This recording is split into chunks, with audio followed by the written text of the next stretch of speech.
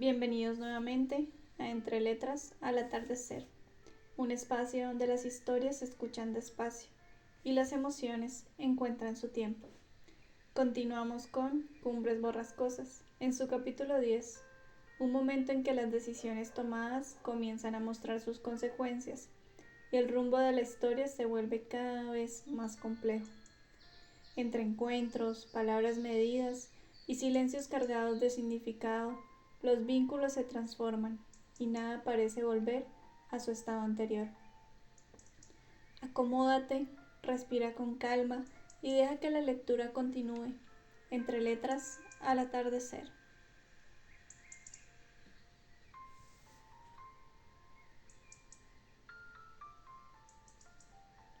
Capítulo 10.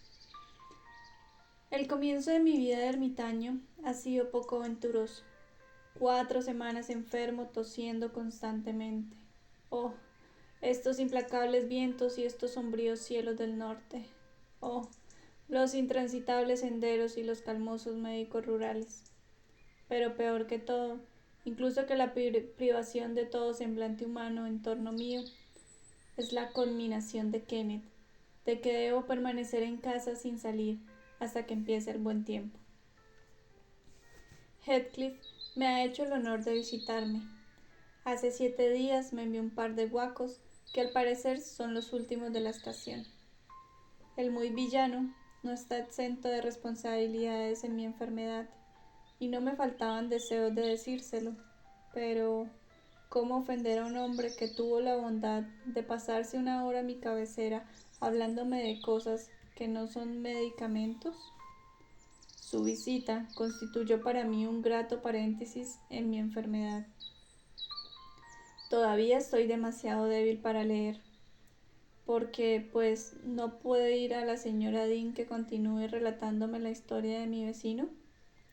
La dejamos en el momento en que el protagonista se había fugado y en que la heroína se casaba. Voy a llamar a mi ama de llaves.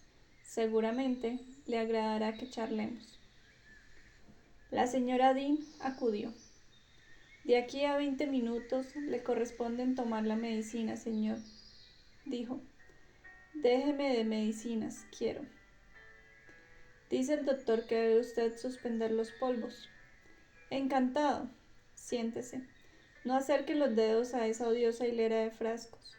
Saque la costura y continúe relatándome la historia del señor Heathcliff desde el punto en que la suspendió el otro día. ¿Concluyó su educación en el continente y volvió hecho un caballero? ¿O bien emigró a América y alcanzó una posición exprimiendo la sangre de los naturales de aquel país? ¿O es que se enriqueció más deprisa dedicándose a salteador de caminos? Quizá hiciera un poco de todo, señor Ludwood, pero no puedo garantizárselo. Como antes le dije, no sé cómo ganó dinero, ni cómo se las arregló para salir de la ignorancia en que había llegado a caer. Si le parece, continuaré explicándole a mi modo. Si cree usted que no se fatigará y que me encontrará en ello algún entretenimiento. ¿Se siente usted mejor hoy? Mucho mejor. Cuánto me alegro. Catalina y yo nos trasladamos a la granja de los tordos, y ella comenzó portándose mejor de lo que yo esperaba, lo que me sorprendió bastante. Parecía hallarse enamoradísima del señor Linton, y también demostraba mucho afecto a su hermana. Verdad es que ellos eran muy buenos con Catalina. Aquí no se trataba del espino inclinándose hacia la madre selva, sino de la madre selva abrazando al espino. No es que los unos se hiciesen concesiones a los otros, sino que ella se mantenía en pie y los otros se inclinaban. ¿Quién va a demostrar mal genio cuando no encuentra oposición en nadie? Porque bien se veía que Eduardo temía horrorosamente verla irritada. Procuraba disimularlo ante ella, pero si me oía contestarle destempladamente o notaba ofenderse a algún sirviente cuando recibía alguna orden imperiosa de su mujer, expresaba su descontento con un fruncimiento de cejas que no era corriente en él cuando se trataba de cosas que le afectasen personalmente. A veces me reprendía mi acritud, diciéndome que el ver disgustada a su esposa le producía peor efecto que recibir una cuchillada. Procuré dominarme, a fin de no contrariar a un amo tan bondadoso. En 6 meses, la pólvora, al no acercarse a ella ninguna chispa, permaneció tan inofensiva como si fuese arena.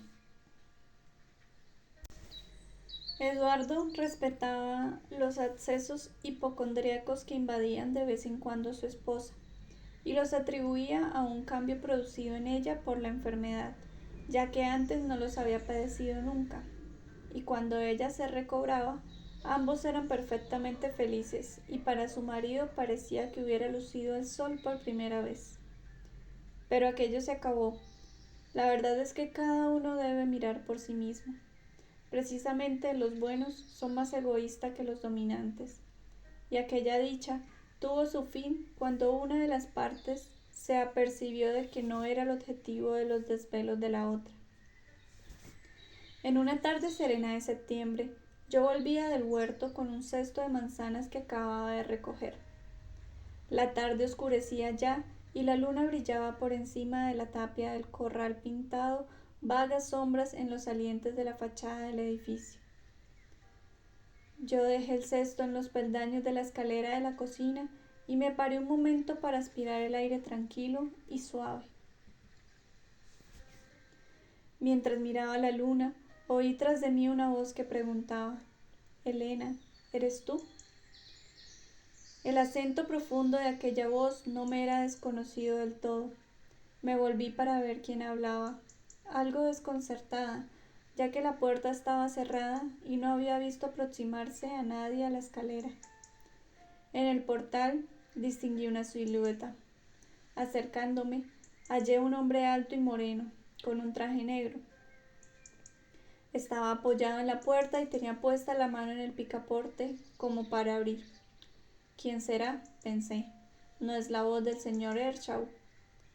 «He pasado una hora esperando», me dijo, quieto como un muerto. No me atreví a entrar. «¿Es que no me conoces? No soy un extraño para ti». La luz de la luna iluminó sus facciones. Tenía las mejillas lívidas y negras patillas los adornaban. Sus cejas eran sombrías y sus ojos profundos, inconfundibles. Yo recordaba muy bien la expresión de aquellos ojos. «¡Oh!», exclamé, levantando las manos con sorpresa, y aún dudando, decidí a considerarle como un visitante corriente. «¿Es posible que sea usted?». «Sí, soy Heathcliff», respondió dirigiendo la vista a las ventanas, en las que se reflejaba la luna, pero de las que no salía ninguna luz. «¿Están en casa? ¿Está Catalina? ¿No te satisface verme, Elena? No te asustes. Ea, dime si ella está allí. Necesito hablar a tu señora. Anúnciale que una persona de Gimmerton desea visitarla». «No sé lo que le parecerá», dije. «Estoy asombrada. Esto le va a hacer perder la cabeza». «Sí, usted es Heathcliff, pero ¿qué ha cambiado está? Me parece imposible. ¿Ha sido usted soldado?». «Anda, anda», me interrumpió impaciente. «Estoy que no vivo». Entré, pero al llegar al salón donde estaban los señores, me quedé parada sin saber qué decir. Al fin les pregunté, como pretexto, si querían que encendiese la luz, y sin esperar su respuesta, abrí la puerta.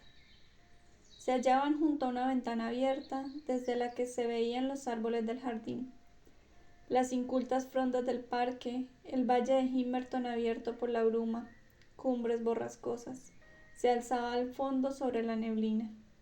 El edificio no se veía, pues está construido en la otra ladera de la colina. El paisaje, la habitación y los que había en ella estaban sumidos en una portentosa paz. Me era muy violento dar el recado y ya principiaba a iniciar la marcha sin transmitirlo, cuando un impulso de demencia me hizo volverme y anunciar: «Hay ahí una persona de Gimmerton que desea verla, señora». «¿Qué desea?». «No se lo he preguntado», respondí. «Bueno, corre las cortinas y trae el té. Enseguida vengo». Salió de la habitación y el señor me preguntó que quién había venido. Una persona que la señora no esperaba, dije.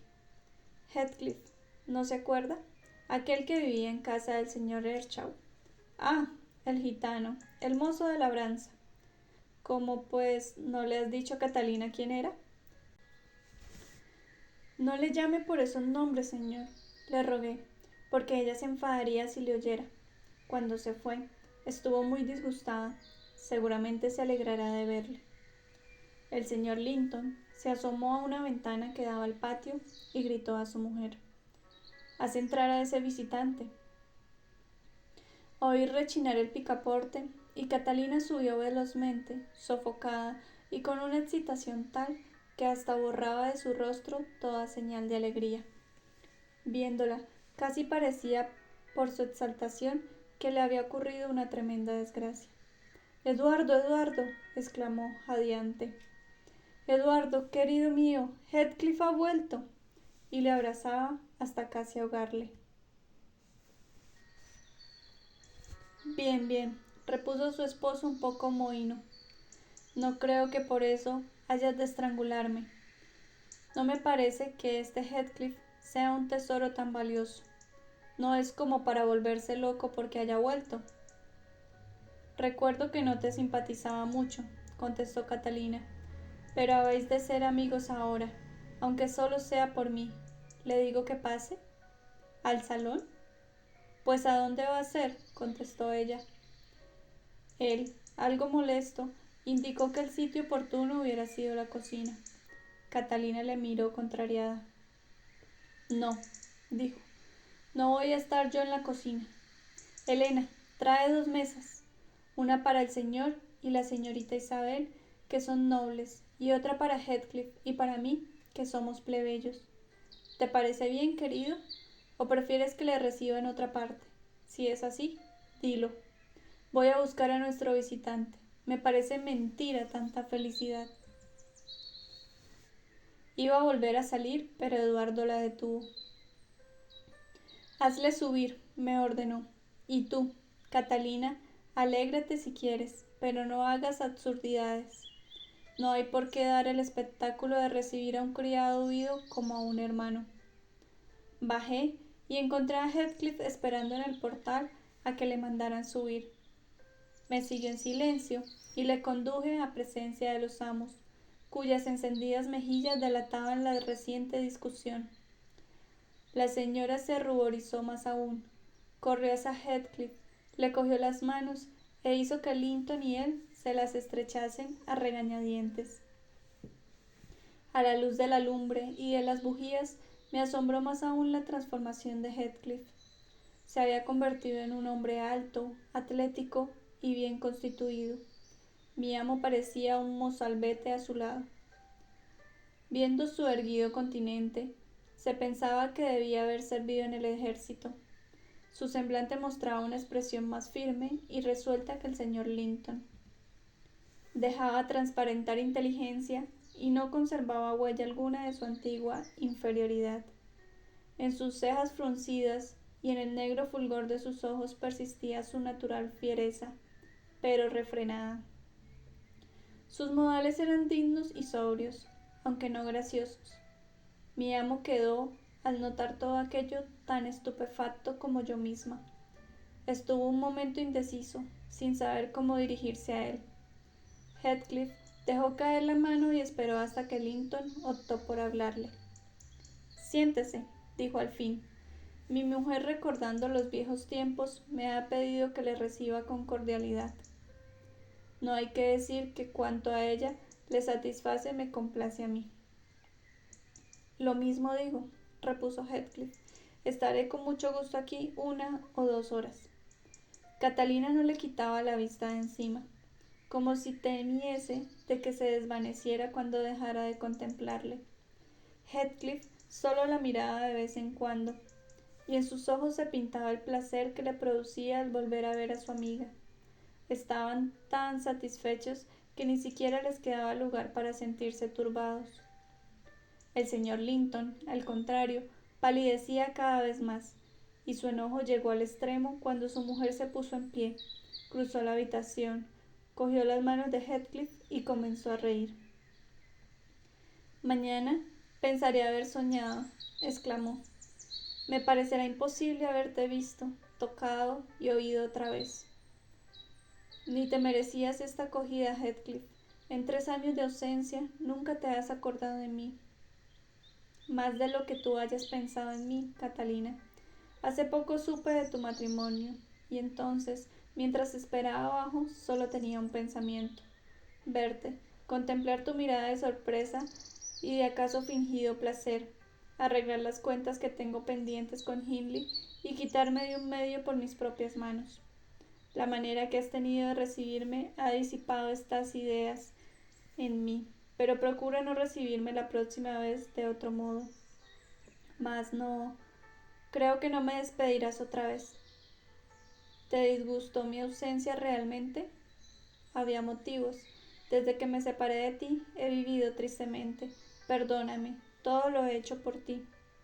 Haz el favor de sentarte, Catalina, porque de lo contrario vamos a tomar el té frío, dijo el señor Linton, que se esforzaba por dominarse. Doquiera que el señor Heathcliff vaya a pasar esta noche, tendrá seguramente que andar mucho, y yo, por mi parte, siento sed.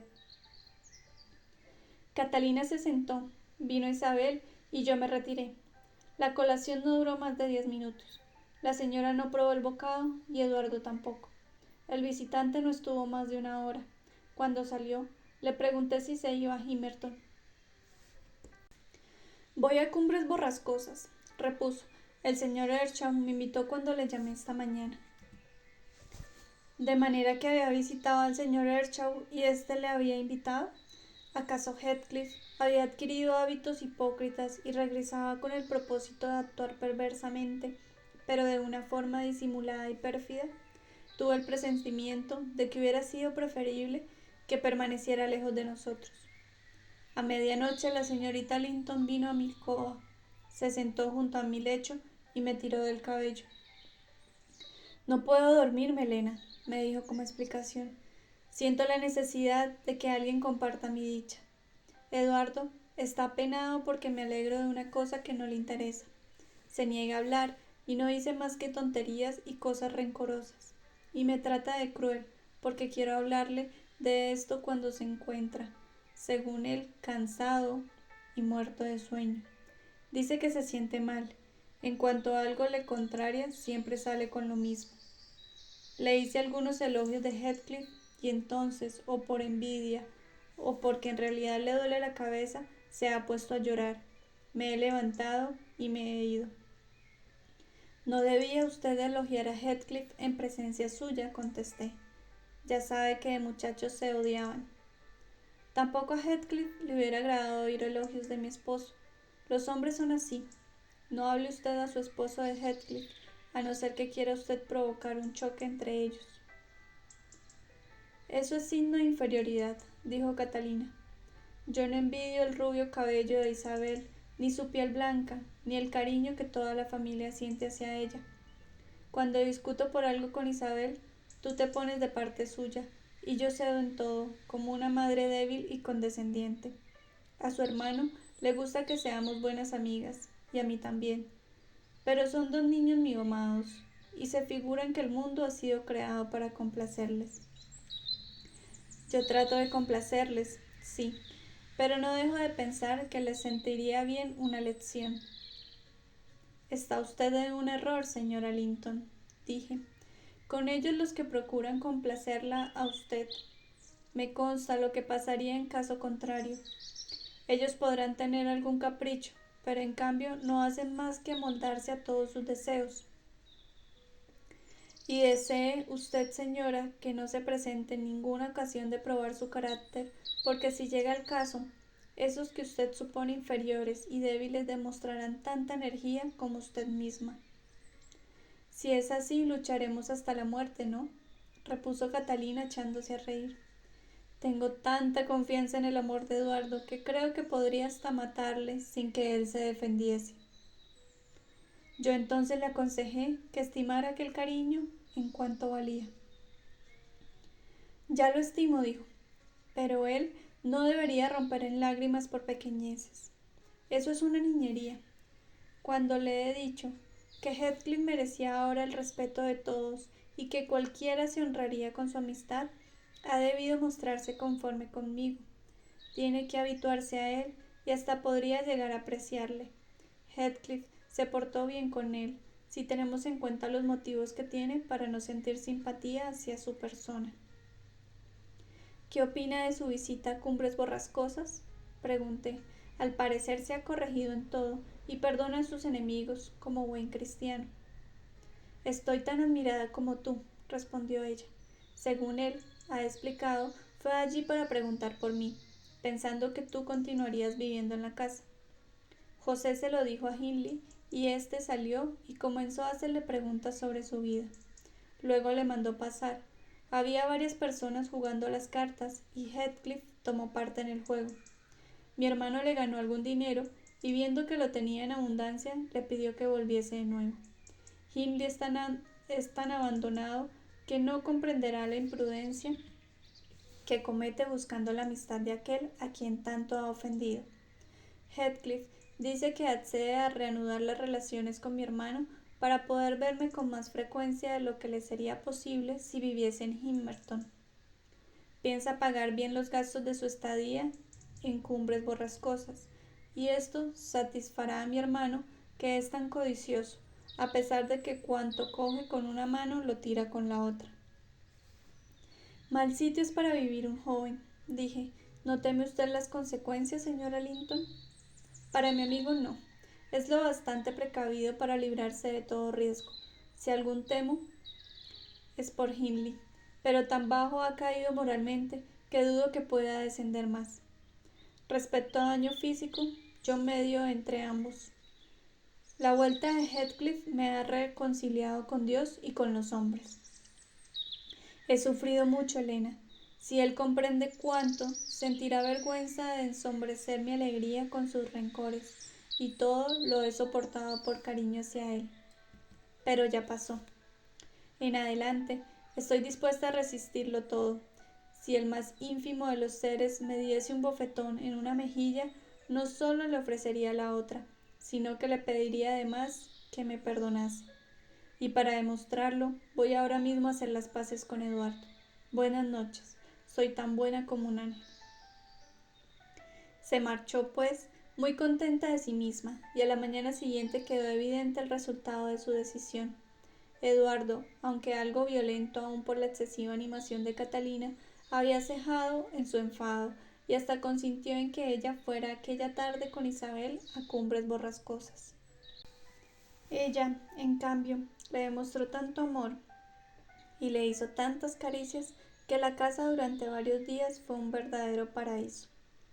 Heathcliff, en realidad debo decir ya el señor Heathcliff, era discreto al principio en las visitas que hacía a la granja de los Tordos, como si midiese hasta dónde podía llegar con su presencia sin incomodar al señor.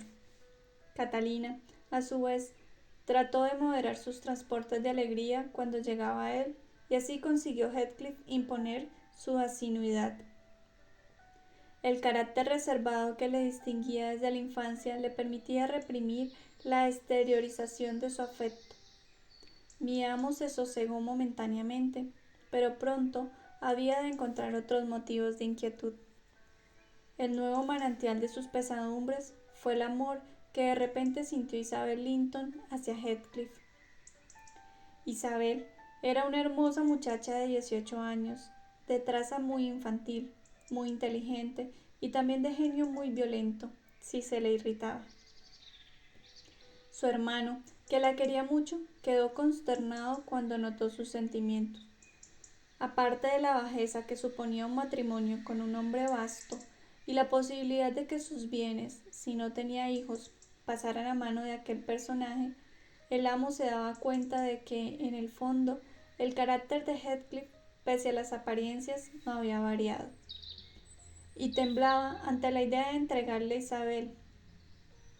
Él atribuyó lo ocurrido a maniobras de Heathcliff, aunque en verdad Isabel se había enamorado espontáneamente, sin que Heathcliff la correspondiera. Hacía tiempo que todos veníamos notando que un secreto disgusto consumía a la señorita Isabel. Se hizo huraña y susceptible, y con cualquier motivo reñía con Catalina, a riesgo de acabar con la poca paciencia de su cuñada. Al principio supimos que no estaba bien de salud, ya que la veíamos adelgazar y decaer ostensiblemente, pero al fin un día se manifestó impertinente hasta el colmo. Se negó a tomar el desayuno, diciendo que los criados no la obedecían, que Eduardo no se ocupaba de ella y que Catalina la tenía cohibida.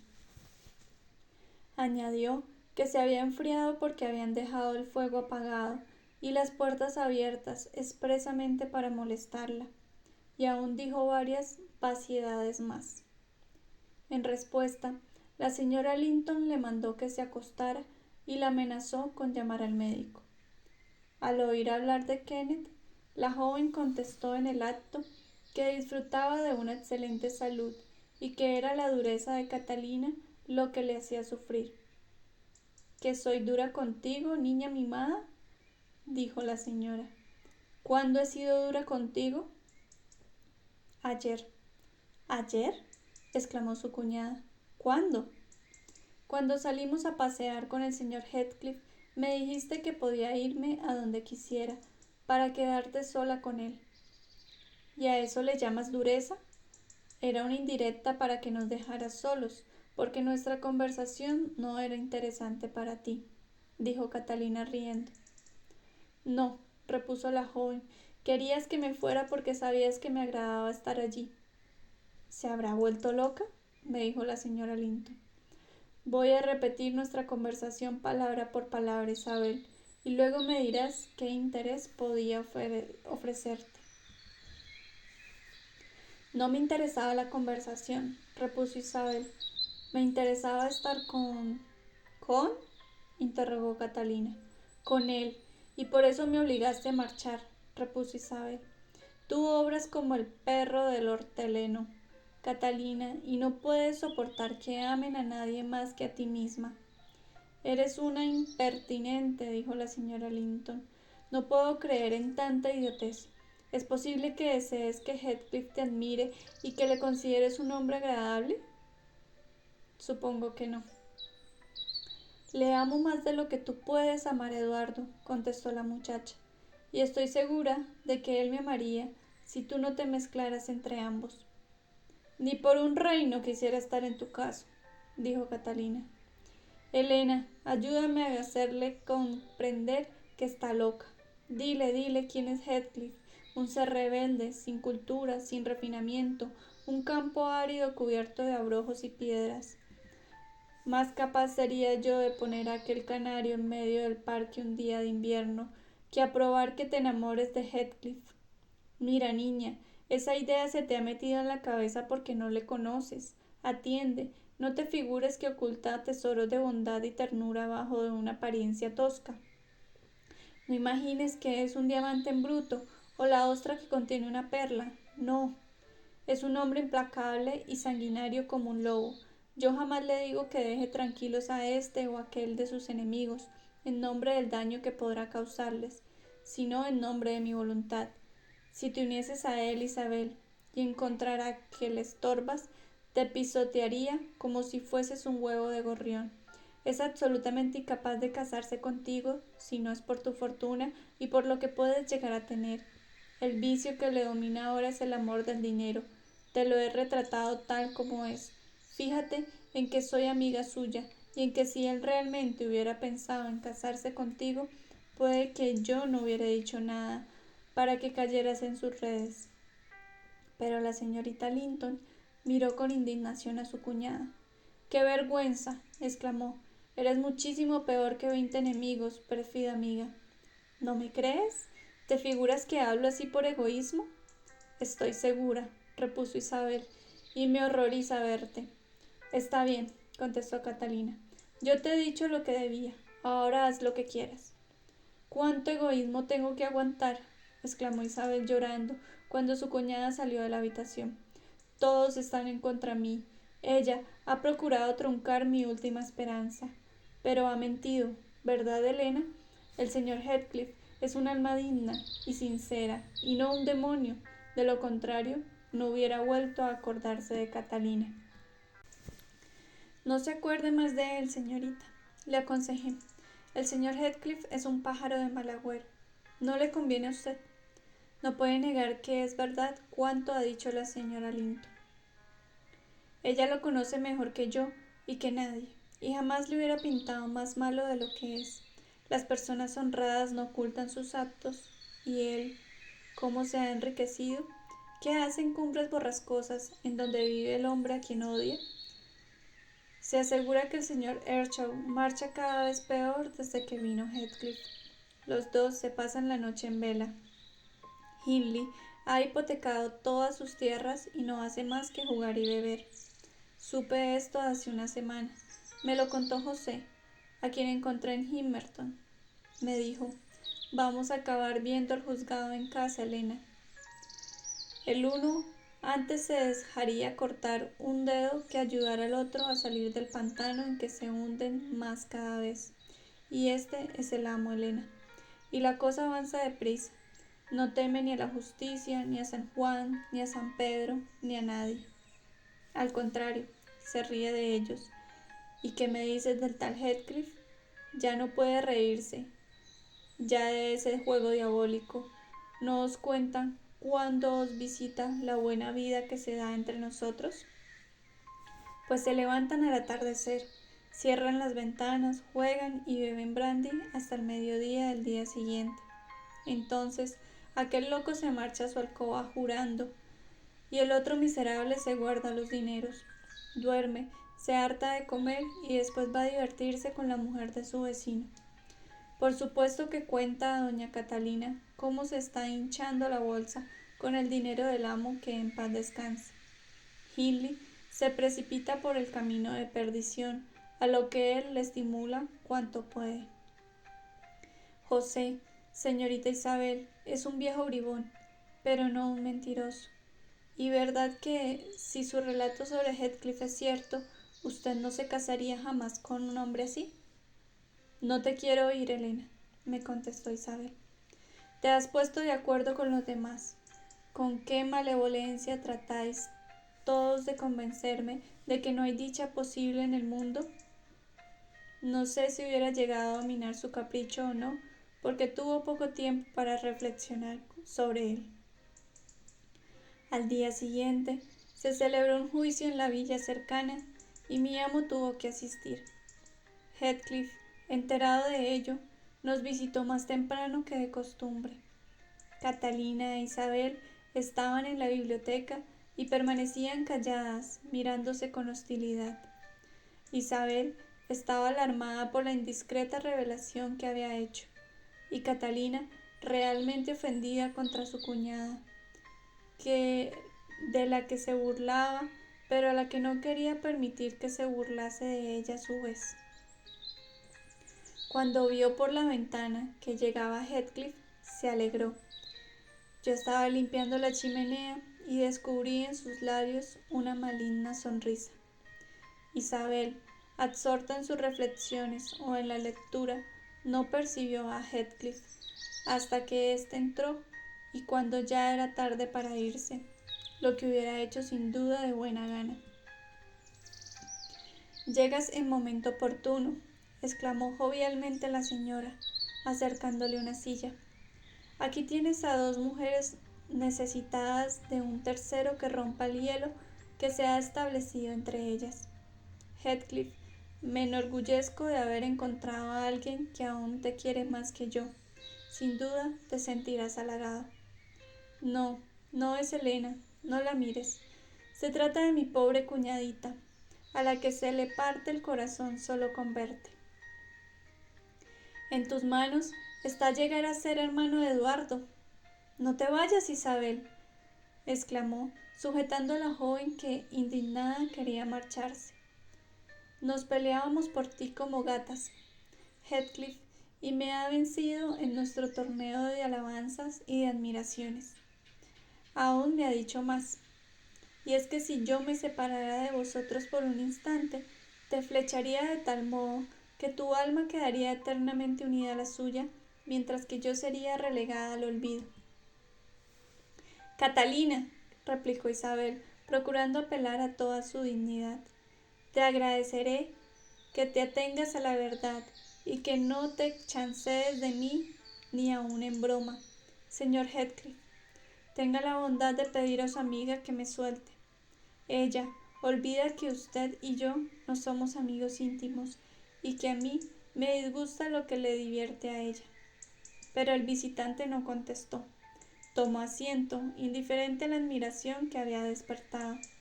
Isabel se volvió a su cuñada y le rogó que la dejase libre.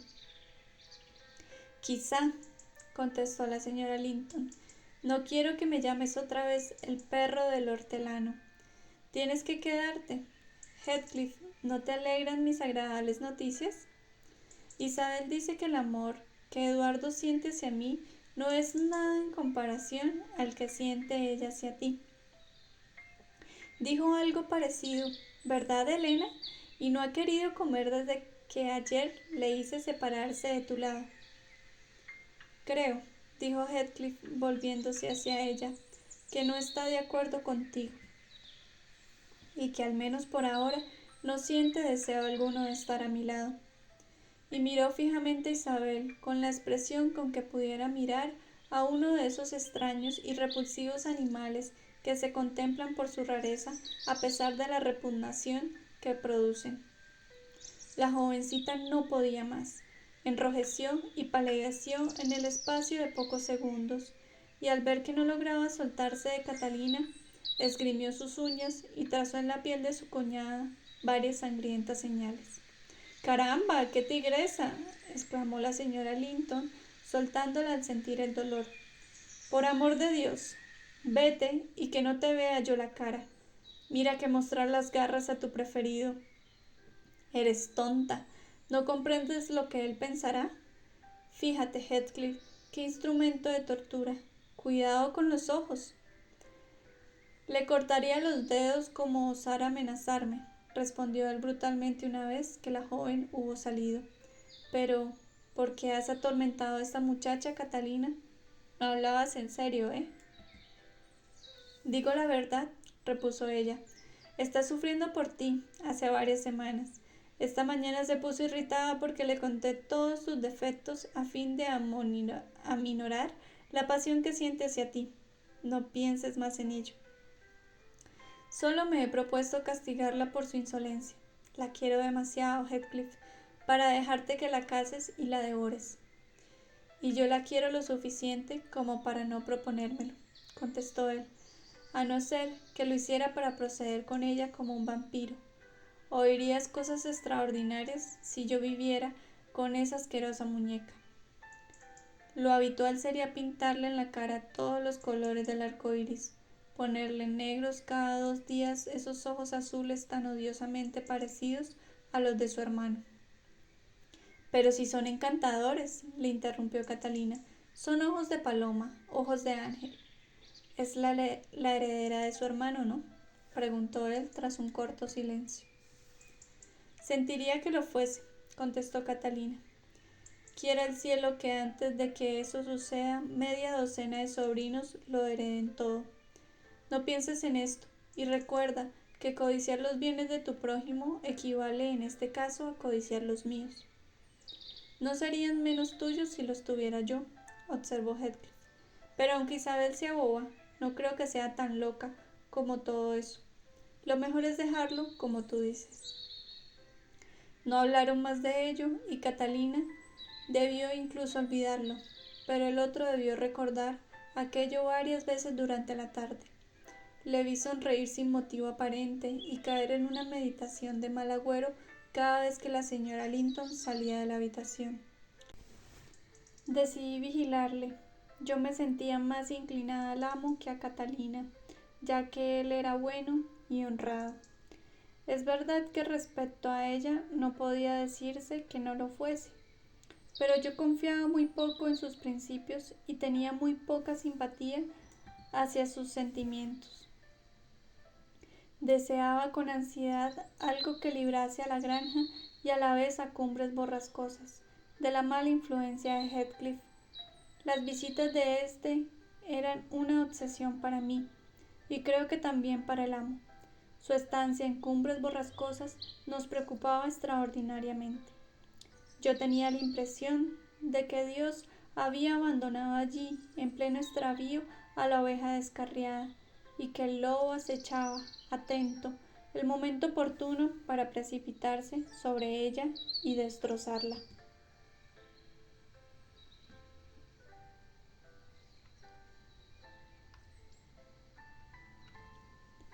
Así concluimos este 10º capítulo de Cumbres Borrascosas, donde las acciones empiezan a desplegar sus afectos y el destino de los personajes se entrelazan con mayor intensidad.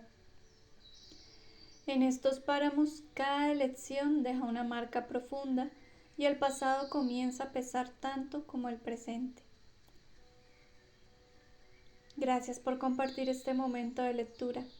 Si estas palabras te acompañaron en tu tarde o en tu noche, te invito a suscribirte al canal para seguir recorriendo juntos las historias que viven entre letras al atardecer.